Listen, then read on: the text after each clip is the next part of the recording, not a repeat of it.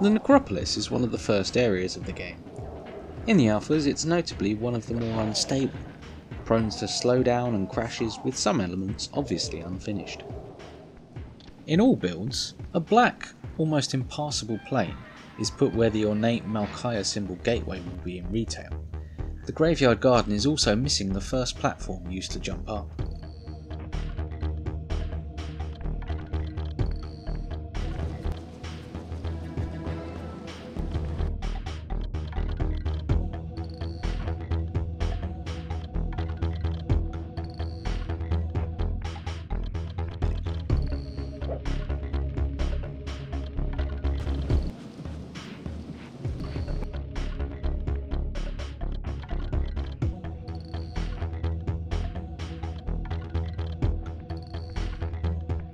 At the top of the graveyard area there's a changed mural.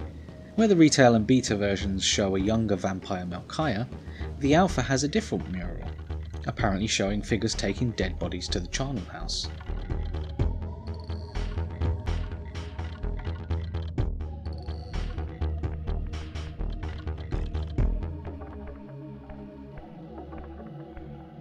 Moving upward, the house itself has a fence partway across, no sunbeams and no gate.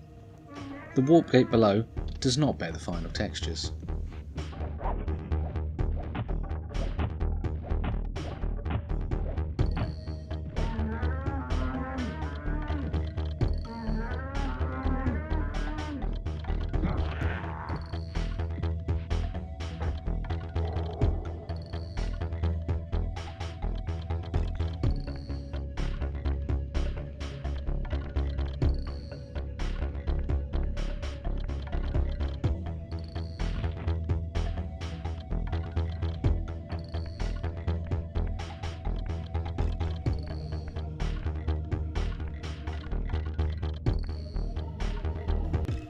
The back of the charnel house is visible here in the alphas.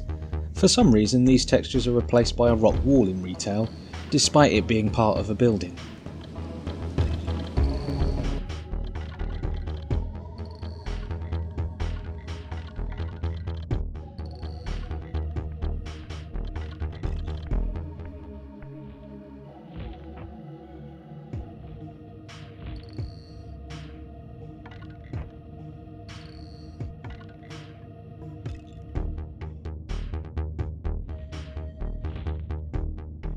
Perhaps most notably in this area are the textures of the gate at the far end of the jumping puzzle.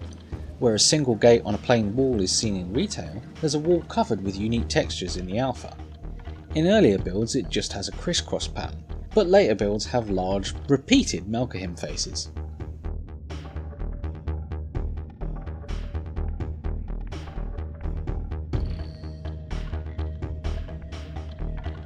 The crypt area behind is open roofed in the alpha, with part of the ceiling support having collapsed. In retail, one of the sarcophagi here bearing the Reaver symbol hides a secret passage, but neither the passage or the symbol are present in the alpha.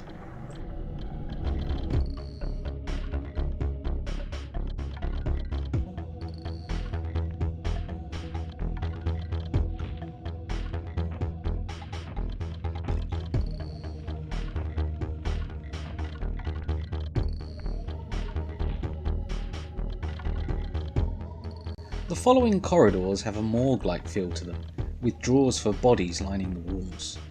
The Vampire Wraith Room is a much more shadowy and foreboding design, and contains a fallen arch and a different, darker, more cemetery-like textures.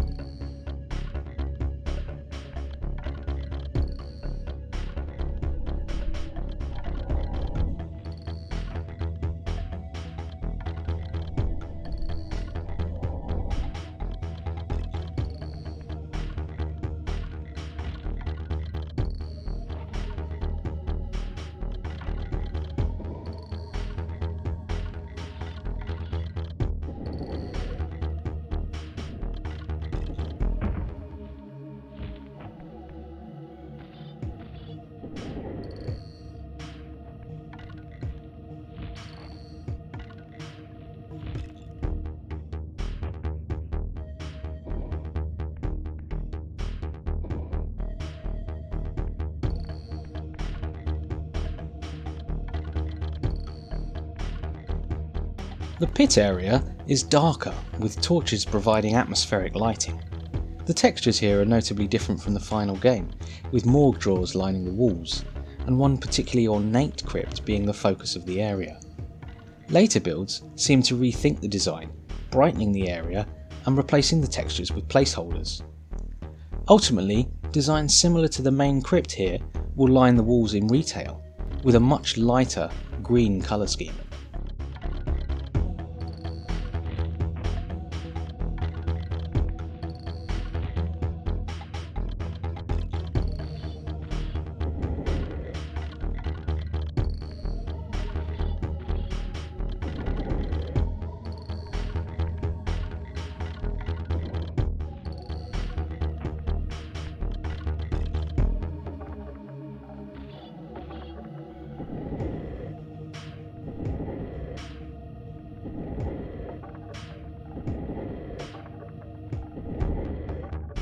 The pit itself has some ramps to aid block movement.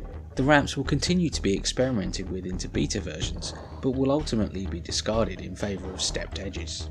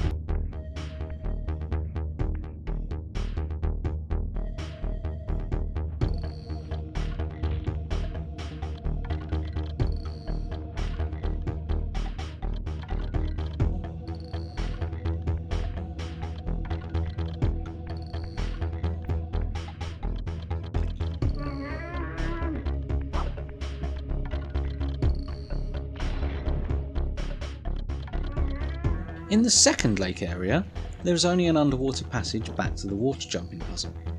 The Force Cliff, which is found here in retail, is instead positioned off the boat area of the Drowned Abbey in the alphas.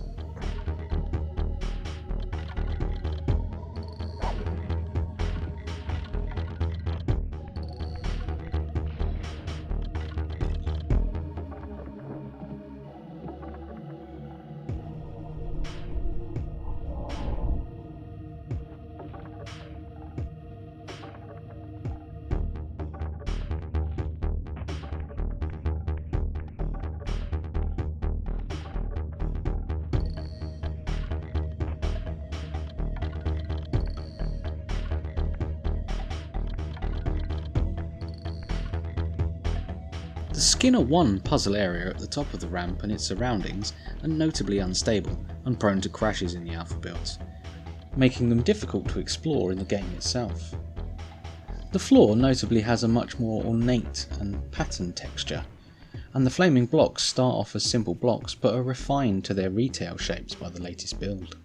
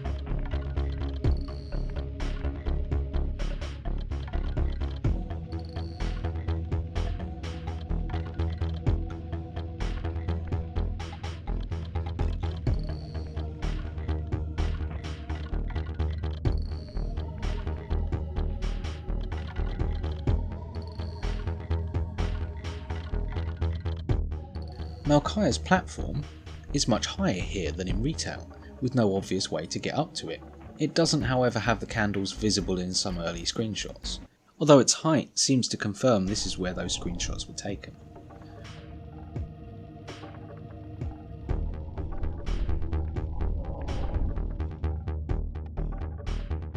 The switch atop the platform does activate the meat grinder, but it can be activated any time rather than only after the side levels as in retail.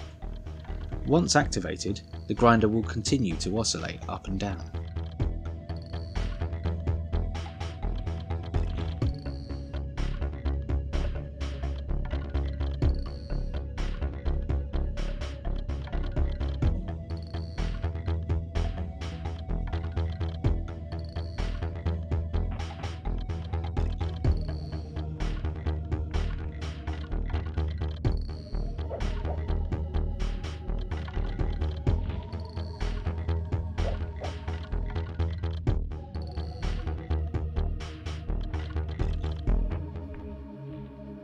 Ultimately, like other bosses, Malkia cannot be beaten as such, and his phasing ability must be manually activated through debug menus. After completing here, it seems the Alpha Order intended Raziel to progress to the Silence Cathedral rather than the Pillars.